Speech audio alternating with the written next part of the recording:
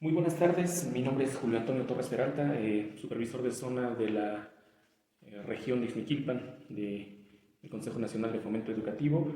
En esta ocasión me corresponde realizar mi demostración pública de lo aprendido respecto a la unidad de aprendizaje autónomo que me tocó estudiar en esta semana.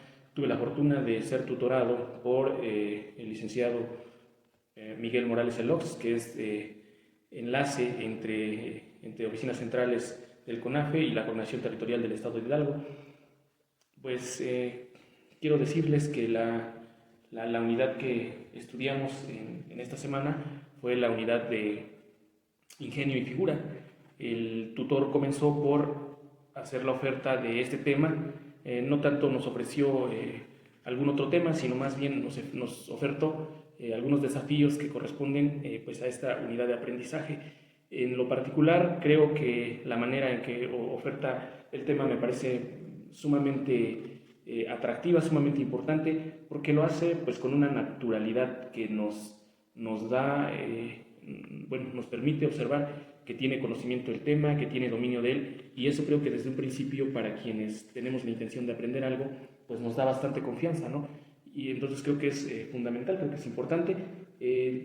Los desafíos que nos ofertó, primero nos hizo un planteamiento respecto a qué tanto, bueno, nos dio a conocer que estaríamos trabajando un desafío en el que la pregunta detonadora giraría en torno a qué tanto conocimiento teníamos nosotros acerca de uno de los balones de fútbol muy famosos, ¿no? Y en específico el balón de fútbol que fue utilizado en el Mundial de México 1970, que tenía ciertas características muy precisas y muy especiales respecto a su diseño y que tenía precisamente que ver con figuras geométricas. Entre ellas, este balón está compuesto de una figura como esta, que son los pentágonos, y de algunas figuras también como esta, ¿no? Que son los hexágonos. Esa fue la primera propuesta que nos dio, y el otro desafío que él nos planteaba estaba basado, digo que nos planteaba porque éramos dos tutorados, el otro desafío estaba pensado desde considerar en el imaginario lo que es un dado y preguntarnos el por qué un dado está conformado por 6 caras, por qué no conocemos dados que tengan más de 6 caras, ¿no? O bien, ¿qué sentido tiene que el dado sea de 6 caras cuando pudieran haber más cuerpos geométricos que tuvieran un diferente número de caras y que también pudieran jugar el papel que juega el dado? En fin, estos fueron como los planteamientos detonadores que él nos propuso de entrada, y en este sentido a mí me llamó la atención más la cuestión de, más que el dado, que está conformado por un cubo, me llamó más la atención el tema del balón. ¿Sí? Que el balón, como nosotros sabemos, es esférico y tiene una conformación de paneles que se distribuyen entre pentágonos y hexágonos. Entonces me llamó la atención esto porque me llegó a la mente un recuerdo que tiene que ver con algún artículo que yo en una ocasión leí, pero que la verdad pues le puse poco interés o ya no lo recordaba lo suficiente, y pues no tenía noción. Sí recordaba que este balón tenía ciertas características especiales y escondía detrás de sí pues muchas cualidades, ¿no? Muchas ventajas, ¿no? que le dieron cierta popularidad, pero en sí pues no lo recordaba, ¿no?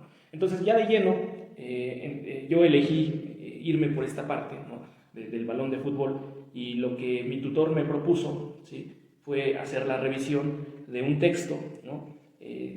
Me empezó haciendo algunas preguntas, cabe mencionar. Estas preguntas tenían que ver con si yo conocía dicho balón, si yo sabía cuántos hexágonos y cuántos pentágonos lo conformaban.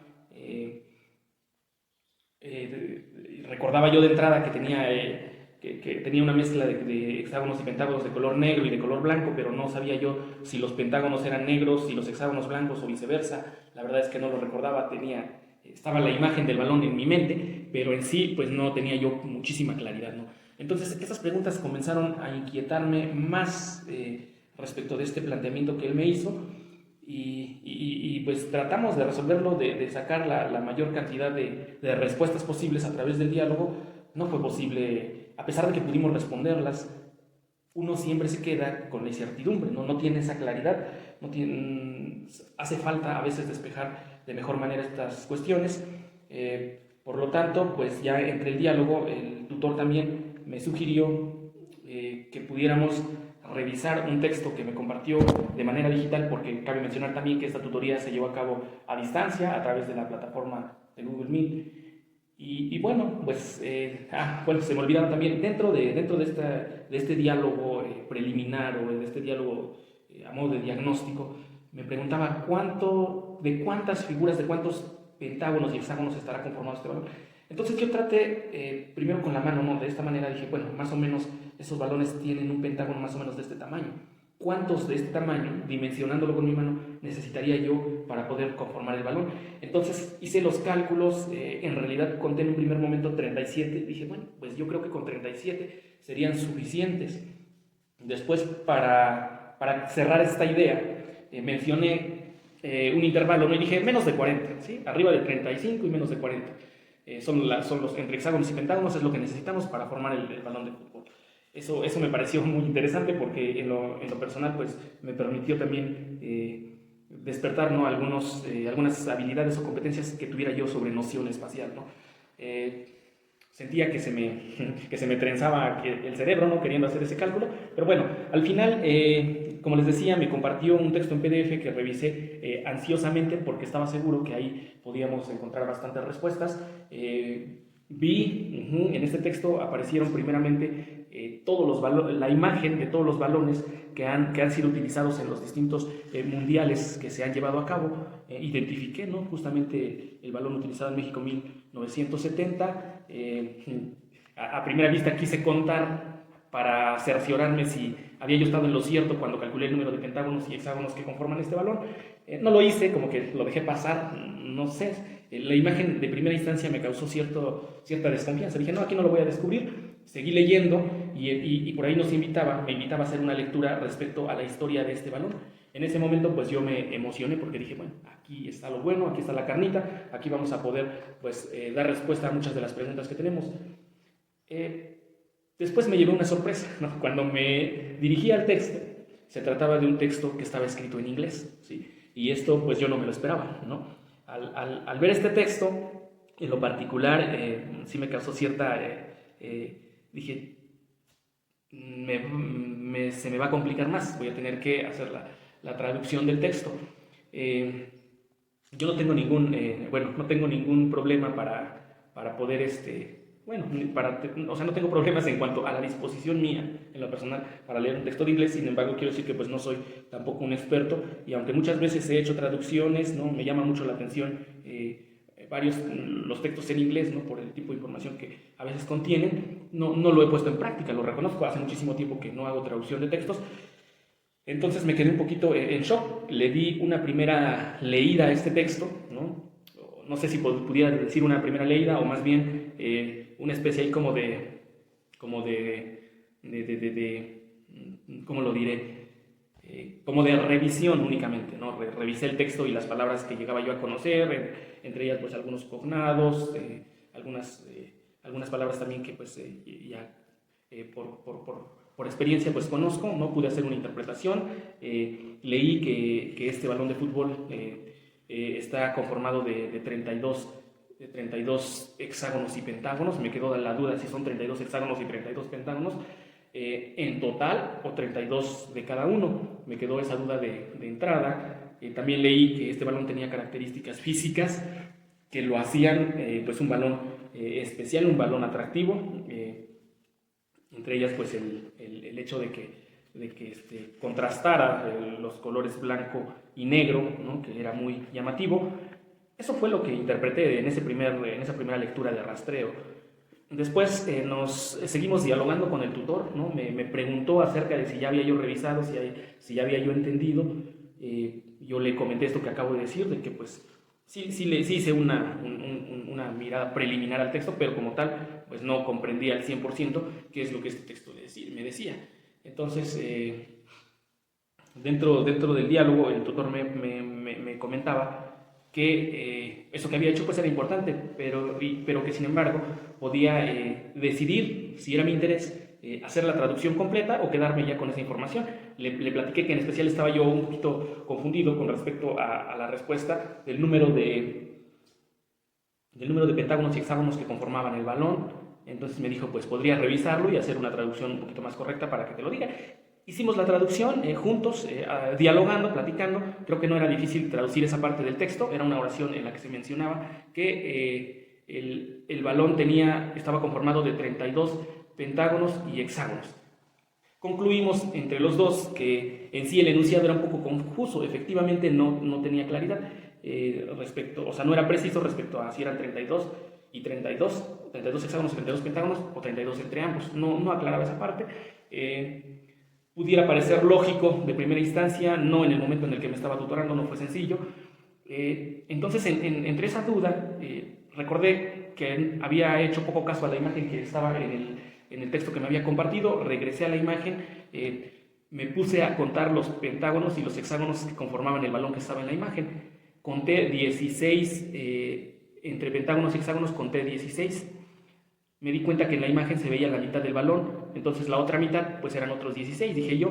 Coincidía con la información que estaba en el texto y en ese momento dije, sí, claro que sí, son 32, sentí mayor seguridad. Acordamos que pues precisamente este balón está conformado por 32 hexágonos y pentágonos. Esa fue como la conclusión a la que llegué, y llegué pues de esta manera en que se los estoy contando, ¿no? Una vez dicho esto, pues seguimos avanzando, sobre todo en el tema de la traducción. En cuanto al primer párrafo del texto que estuvimos leyendo, me gustó mucho cómo en una primera lectura había yo errado demasiado, y pues dije, hasta aquí llegué. Sin embargo, ya con el diálogo del tutor creo que pudimos traducir la gran mayoría del texto que conforma el primer párrafo, y eso pues me dio mucha satisfacción, me dio mucho gusto darme cuenta que pues el diálogo puede tener esta función. Yo tenía en mente un reto. Para mí sería muy fácil irme al traductor de Google, buscar las palabras que no entendía y poder hacerlo. Pero yo estaba seguro que tenía en mi mente ya las palabras o la idea principal de lo que ese texto decía, y me aferraba a interpretar lo más que yo pudiera de estas palabras, porque de esa manera creo que se me quedaría más, ¿no? Que si solamente buscaba en el traductor y hacía yo esto, ¿no? Entonces estuvimos trabajando el primer párrafo. Creo que lo traduje de la mejor manera posible con ayuda del tutor, pero seguía algo en este texto, en este párrafo, que yo aún no comprendía. Creo y estoy seguro que mi tutor lo tenía claro. En una de estas aperturas para el diálogo que comúnmente hacíamos, él me puso, a través del chat, me puso tres oraciones, tres enunciados que estaban en el texto y que estaban estructurados más o menos de la misma manera. Por lo menos iniciaban con la misma palabra y decían: the Telstar, the Sink is. Ajá. Entonces las tres oraciones empezaban por lo menos con esta palabra Telstar, y luego él me decía: ¿qué identificas en esa palabra Telstar? Que era una palabra que no había yo captado, con que no le había puesto atención. Lo revisamos. Él me dice: ¿por qué crees que comienza en mayúsculas? No lo podía yo definir, no lo pude definir, porque yo erróneamente la palabra de sign o de sign le había yo dado otro significado. Dado esto que les dije, que me estaba yo esforzando por interpretar lo más que pudiera, yo había dicho design es designar. Entonces decía yo, el Telstar es designado, pero cuando ya nos fuimos, me dijo: a ver, busca la palabra design. Lo busqué en el traductor y significa diseño, ¿sí? Que era algo muy importante que me daba la pauta para decir que el Telstar, el diseño del Telstar, el Telstar estaba en mayúsculas porque es el nombre que se le daba al modelo de balón del que estábamos hablando, ¿sí? Entonces esto me permitió descubrir eso en primera instancia. Posteriormente, dentro de este mismo diálogo, también el tutor me ayudó a formular estos enunciados, tres enunciados que les digo que me compartió, que eran muy similares, ¿no? Me dijo: ¿qué característica similar pueden tener estos enunciados? ¿Qué otra característica? Bueno, ya descubrimos que el Telstar está hablando del diseño del Telstar, del modelo del balón, y que Telstar es el nombre de ese modelo o de ese diseño. ¿Qué otra característica puedes encontrar dentro de esas oraciones? Bueno, pues después de dialogar llegamos a una conclusión muy importante, que creo que era obvia, pero se la había dejado pasar. El hecho, ¿no?, de que incluso en el español todas las oraciones tienen cierta estructura lógica, ¿no? Entre ellas, pues que todo enunciado tiene un verbo, tiene un sujeto, tiene un predicado, ¿no? Tiene complementos, etc. Eso lo había yo dejado pasar, es un conocimiento que está en mí, pero que pues, no se me venía a la mente para poder aprovecharlo, ¿no? En este momento en el que estaba haciendo esta traducción y darle sentido a las oraciones que yo estaba traduciendo de alguna manera. Entonces, después de dialogar, ¿no? Sale a flote esto y eso creo que me permite, ¿no?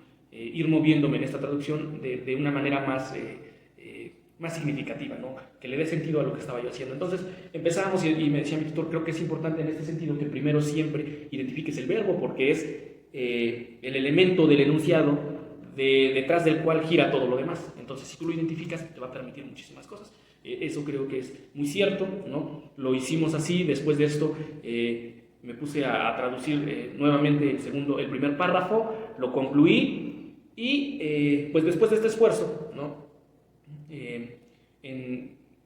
Yo le comenté a mi tutor, creo que después de aquí, como que a mí me interesa ya irme por mi cuenta haciendo esta traducción para no demorarnos mucho y finalmente me sentía satisfecho con lo que hasta ese momento habíamos dialogado y habíamos descubierto dentro de esta relación tutora.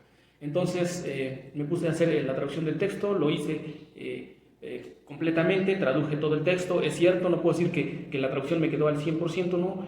Hay elementos dentro de la interpretación que a lo mejor no he cerrado muy bien las ideas, sin embargo ya me queda claro lo que el texto decía, lo que el texto dice, ¿no?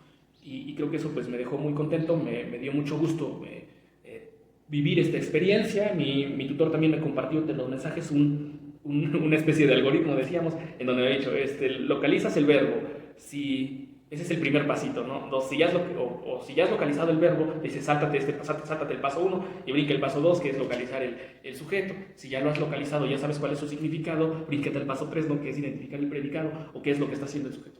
Entonces, me hizo este ejercicio y me hizo una aclaración, creo yo, muy importante y con la cual yo he identificado que mucha gente tiene problemas con eso, porque muchas veces queremos que se nos dé una receta y esta especie de algoritmo que hizo para que yo pudiera hacer una traducción siguiendo cierta lógica, me queda claro a mí porque me lo mencionó también mi tutor.